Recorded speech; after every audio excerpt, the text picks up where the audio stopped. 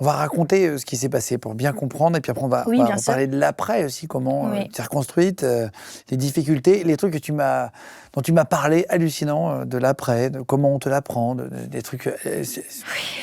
Vous allez voir, c'est vraiment choquant ce que vous allez entendre, c'est improbable. Ah oui, il y en a tellement eu. C'est énervant et choquant en même temps, c'est les deux. Donc le 14 juillet 2016, tu es avec ta sœur jumelle, tu es avec ta famille. Oui, alors le 14 juillet 2016, alors il faut savoir que le 13 juillet, je suis à la maison avec une copine, tout ça, on prévoit le 14. Et le 14 juillet, on attend que mon père rentre du travail. En fait, c'est lui qui donnait la décision définitive pour sortir. Et il rentre du travail, on demande à mon père si on peut sortir. Donc ce soir-là, on était avec une copine à moi, mon ancienne meilleure amie, son frère et ses parents. Donc au total, on était 8.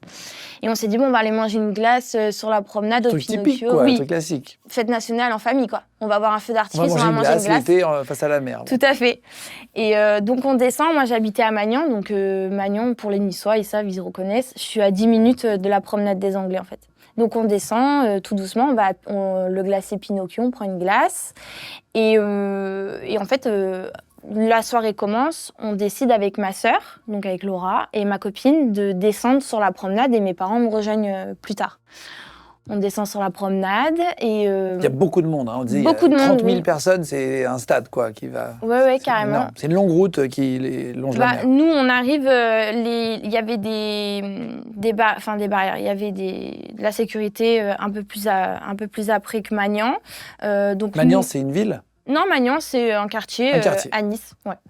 Et donc, nous, on va sur la promenade. Donc, pour bien situer, je suis en bas du Negresco, sur la promenade.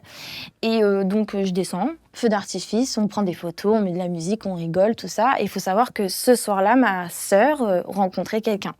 Donc, pendant toute la soirée, elle était derrière. Donc, moi... pour la sécurité, pour la surveiller, parce que forcément, on se regarde tout le temps. Hein.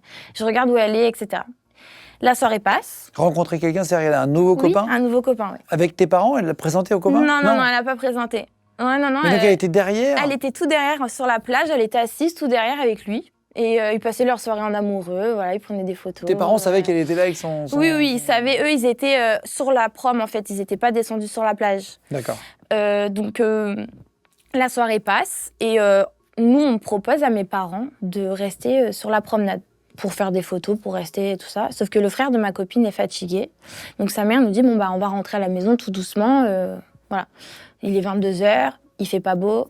Le vent il commence à se lever, Il n'y a pas eu le feu d'artifice encore ? Si, le feu est terminé, ouais. Le feu est terminé. Mais le temps est là, il commence à faire un petit peu frais, alors qu'on est au mois de juillet, le 14, etc. Bon, il commence à tout petit peu pleuvioter, ça je me souviens. Ouais, c'est un petit peu frais. Et on se dit, on remonte. Donc, on remonte. Nous, on va en direction de Magnan, sur la promenade. Et on fait comme à l'école. 2, 2, 2. Donc 8. Moi, j'étais tout devant. En file indienne. Oui, en file indienne. J'étais tout devant avec ma copine. Suivait derrière moi donc ma sœur et ma mère.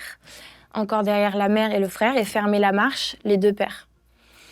Et donc, on remonte tout doucement. Et moi, instinctivement, je regarde. En fait, je me tourne pour voir si tout le monde suit.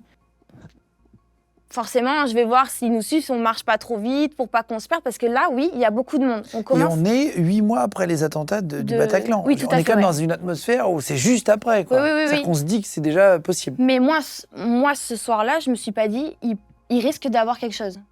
Je me suis pas... J'ai 13 ans, t'étais pas là-dedans. je sais qu'il y a eu un attentat, mais